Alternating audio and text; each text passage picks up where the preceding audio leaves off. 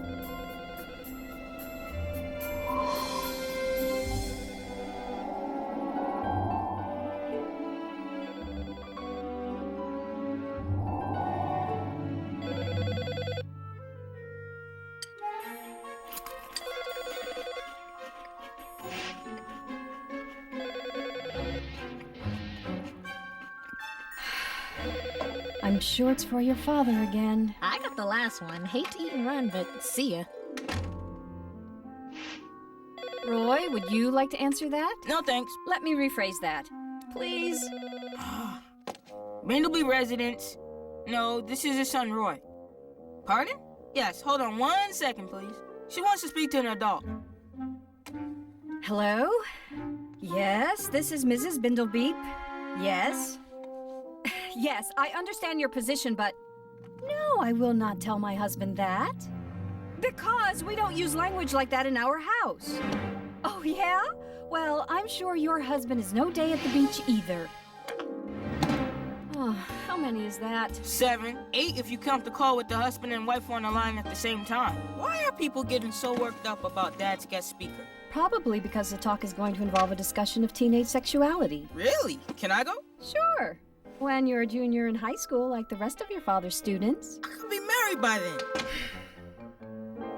Daddy, can I tell you something? Sure, sweetie, anything. I don't like beets. This is about beets. Yeah, they're yucky. Beets can help you grow up to be big and strong. That's why I eat them. Maybe so, but the salad you made last night, I gave my beets to Guinness. You did? And he doesn't like them either. Daddy, look, my ball! Your ball? Yeah, the one I left outside overnight and it was gone in the morning. Hey, give me my ball. It's not yours. It's too. It's not. Whoa, you two. Catherine, are you sure this is your ball? My initials are on it. It says KB. No, it doesn't. It says BB for Bobby Barrigan. Now give me my ball. We got a problem. No, not really. We're just trying to determine who this ball belongs to. Oh, Bobby, whose ball is this? Mine. Consider it determined. Let's go. Grudge match 6 starts in 20 minutes. Hold on a second, Mr. Barrigan. Dick Barrigan. My daughter says that's her ball. See, it looks like someone traced over my daughter's initials with new initials. I'd say they used a black marker no more than 2 days ago. Who are you, CSI? Look, pal, my kid says it's his ball. That's good enough for me. That is my daughter's ball, my friend. Well, my friend, what are you gonna do about it? Daddy, get my ball back. Yeah, Daddy. What do you say? Come on, it's just a ball. So why are you making a federal case of it? What's wrong? Can't you afford to buy your own ball? Of course I can. Good. There's a sporting goods store on the corner. Let's go, sport. We'll pick up the sausage and kielbasa on the way. Daddy, that was my ball. Catherine, it's okay. We can get you another one. But why did you let the man take it when it was mine? Were you afraid to fight him? Catherine, you have to understand that fighting doesn't solve anything. Sure, okay. But you know what? What? I think you should eat more beets.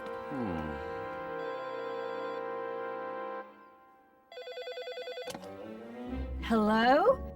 No, this is not the Bindlebeep house. They moved away, far away. How was your walk? Oh, the usual. Beautiful day, fresh air, nearly got in a fight. What? Some meatball-eating meatball wanted to fight about a ball. I didn't, and now Catherine thinks I was afraid of him. What's this? Oh, just a list of phone calls from parents of some of your students. All this because Charles Rubel is speaking to my communications class? I guess some parents think he's going to fill their children's minds with thoughts of sex. The media's already doing that. There's a billboard down by the school. This girl model can't be any older than 17, wearing practically nothing, sweaty, holding a can of soda. Billboard reads, "This is what you need when you really get hot. Our kids are bombarded by sex. They need to be informed. Arthur, you're preaching to the choir. And now you get to preach to someone else.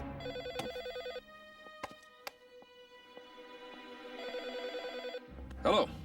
Yes, this is Arthur Bindlebeep, and who is this? Oh, hi, Edwin. Fine. Thanks. You? Now? Well, sure, but what? Yeah, okay, all right. See ya. I have to go to school. On a Saturday? Edwin Mazur needs to see me about something. Why? With Dr. Frawley on sabbatical, Edwin's the acting principal. Gee, I wonder why the principal wants to see you. Well, you can bet on one thing. What's that? It's not for fighting.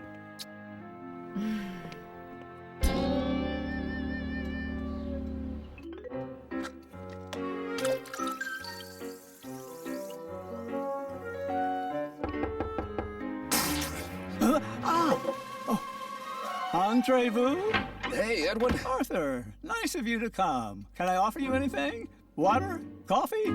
Antacid? No, thanks, but what do you want to talk to me about? Oh, we don't need to launch into that right away. Let's take some time to get to know each other. Edwin, we've known each other for over 10 years. As teachers, yes. But now we have an entirely new relationship, since I'm acting principal. Come on, Edwin, spill it. What's on your mind? All right, Arthur, we need to talk about sex. 6? 6 what? Not 6, Arthur. 6. Oh, socks. What kind of socks? Not socks, Arthur. Sex. Jeez, why don't I just announce it over the PA? Relax, Edwin. What is it about sex you'd like to talk about? This isn't easy for me, but the truth is, I've got a problem. Look, I teach communications, Edwin. Maybe you should talk to someone trained in that area. What? You think I have a problem? Oh, no. In fact, Mrs. Mazur and I... Edwin, we're getting into an area that I probably don't need to go. Right. You see, the thing is, I got a call at home today from Superintendent Steinweller. And? Well, basically, and I'm paraphrasing here, he said there's no way in heck that Charles Rubel's going to speak at your communications class next Wednesday. He's kidding, right? Stan doesn't kid, although he did crack wise about my tie. He said that... Edwin, Charles Rubel is one of the leading authorities on how the media affects the way young people think of sex. Exactly. But the superintendent doesn't want the children of this district to think about sex. And did you know that Rubel supports teaching sex education in schools? So do I. And if I recall a conversation we had a while ago, you did too. But that was before I became acting principal. Now I don't think anything. Come on, Edwin. Look, Arthur, Stan is very firm on this. He's getting a lot of pressure from parents. Tell him that I know the feeling. And you can also tell him that parents don't determine our curriculum. So Charles Rubel will be there as planned. Arthur, please. I hope that's not your final word. Actually, it isn't. My final word is sex, sex, sex, sex, sex, sex, sex, sex, sex, sex, sex, sex, sex. I can't hear you. I can't hear you. I can't hear you. Sex.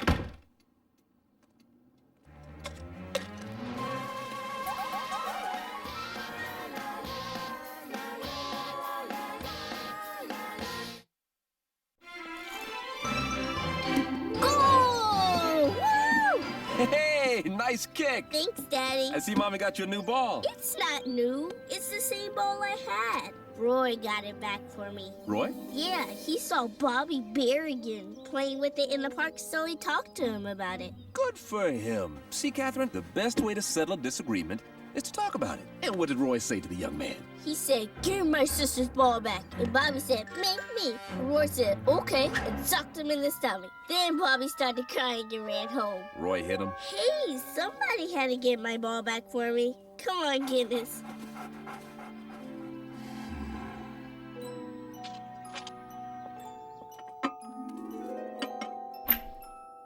What are you doing, sweetie? Hiding my ball. I don't want that Bobby kid taking it again. You know, Catherine, your daddy is a very brave man. He is? That's right. And you know why? 'Cause he teaches Angie how to drive?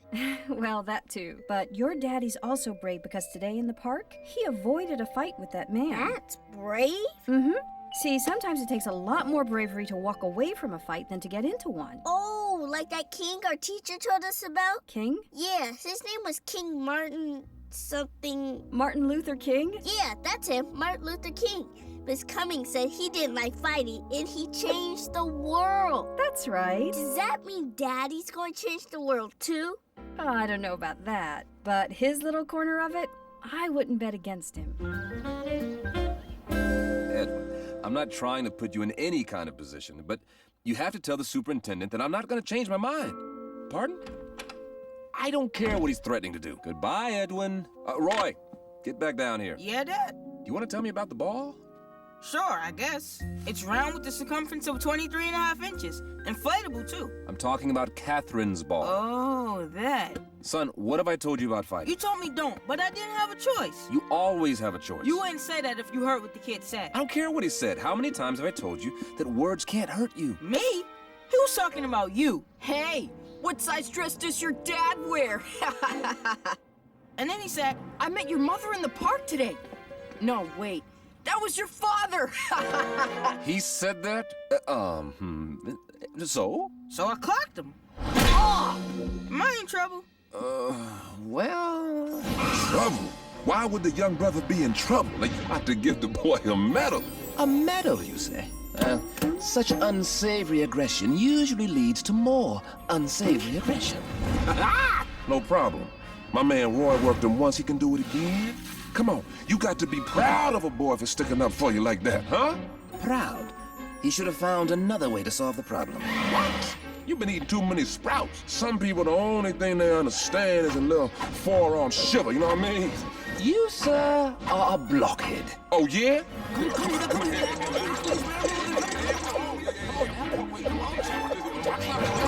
Well, am I? Are you what? In trouble. Yes. Now go to your room. Okay. How long? I'll get back to you on that. Oh, no.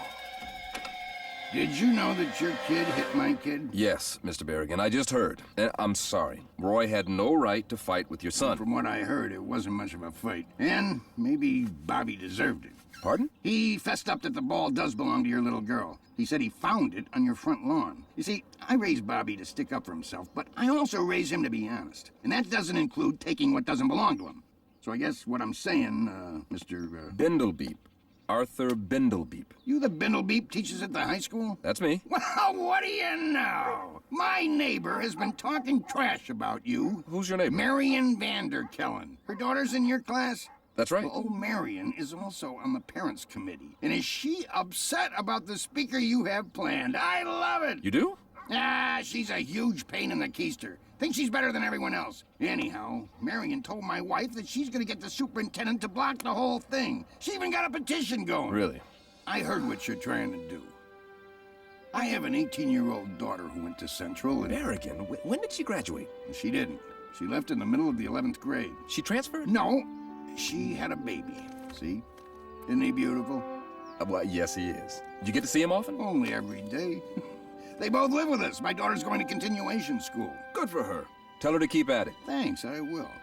And you do the same. Well, if it isn't Bad Boy Bindlebeep. You heard, huh? Who hasn't? Word has it that you've really rumpled Steinweller's shorts over this one. To tell you the truth, I haven't given a thought to Steinweller's shorts. So, what are you gonna do? About what? About him telling you to cancel your speaker. He hasn't said a word to me about it. And unless he has the courtesy to speak to me personally, I'm not gonna do a thing. Arthur. But I don't think I have to worry about that. See... Steinweller, behind you. Hello, Dr. Bindlebeep. Dr. Steinweller. What a surprise. Yes, I'm sure it is. Would you mind if I had a word with Dr. Bindlebeep? No, sir. My pleasure. So, Arthur.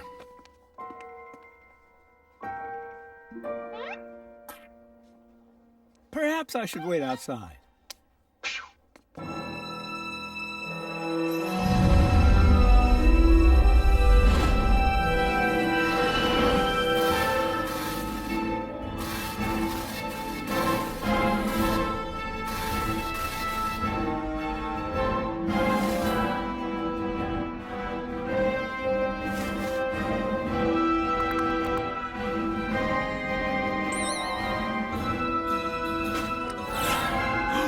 I'm sure you know what this is. Oh, yes, the school district handbook. Precisely.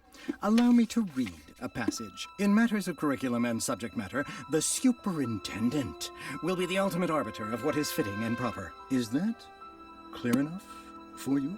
What does that mean? It means that people like Charles Rubel are not the type I want speaking to our students. Come on, Stanley. Why do you have such a problem with this? Oh, it's not just me. A lot of Central High parents also find him objectionable. I'll tell you what's objectionable.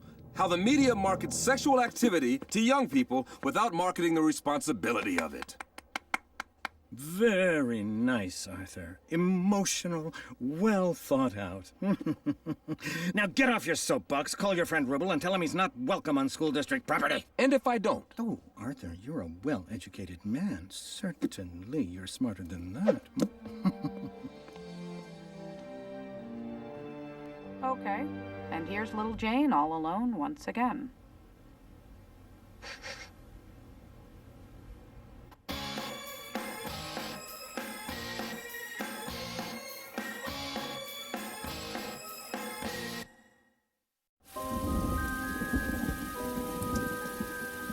And according to this handbook, Steinweller can suspend me, maybe even fire me. Do you really think he'd go that far? He could. Like it or not, the man is my boss. Is this thing really worth losing my job over? Honey, that's a question only you can answer. But this morning, I told Catherine that her father is a very brave man, and I meant every word of it. Now, come on.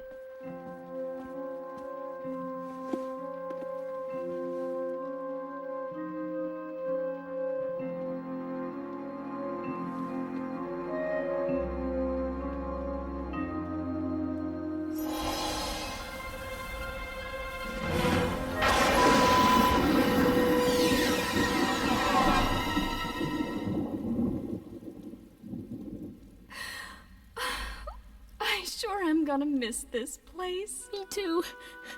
Oh well. At least Daddy did the right thing. Come on, everyone, let's get in the car. Angie? Yeah? We don't have a car anymore. Don't worry, Dad. You did the right thing. I wonder who bought our house out of foreclosure. And I also wonder if they got an adjustable or a fixed rate. Fixed! Locked in at 4.85%. All right, I want to knock down that wall. Yes, sir. That banister's got to go. Yes, sir. Repaint those doors. Yes, sir. Change the doorknobs. Yes, sir. Oh, take off that hideous wallpaper. Yes, sir. But we put that wallpaper up when we bought this place. Tough noogies, sister. This is my house now, and in matters of redecorating, the superintendent will be the ultimate arbiter of what is chic and fashionable. He's got you there, Mom. Okay, everyone. Let's go. Come on. The bus only runs every 20 minutes. Where are we going?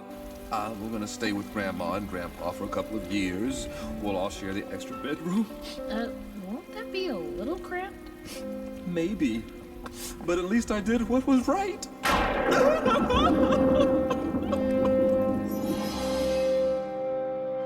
Now, class, it is my pleasure to introduce you to our guest speaker, Professor Charles Rubel.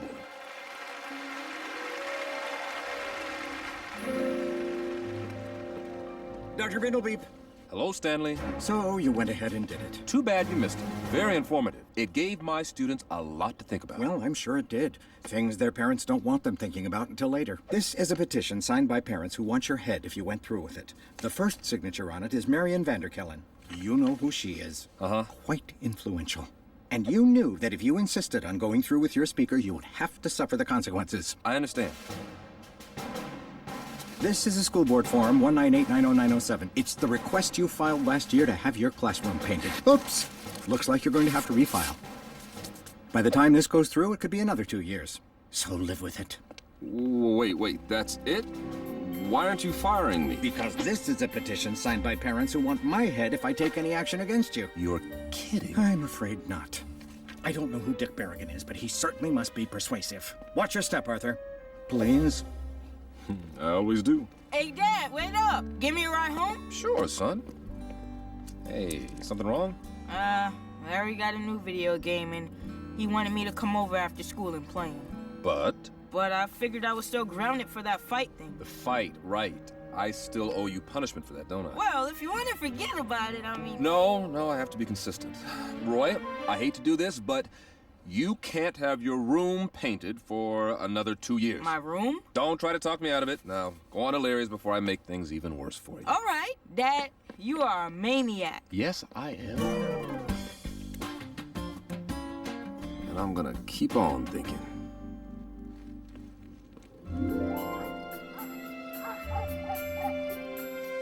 So, I think maybe I should invite Charles back next year, don't you? Uh-huh. I mean, the paint job in my classroom isn't that bad. Although, I suspect it may take me out of the Teacher of the Year running anytime soon. You all right? Oh, what's this? Would you like some ice cream? Sure, but... Home pregnancy test? Who's this? Norma?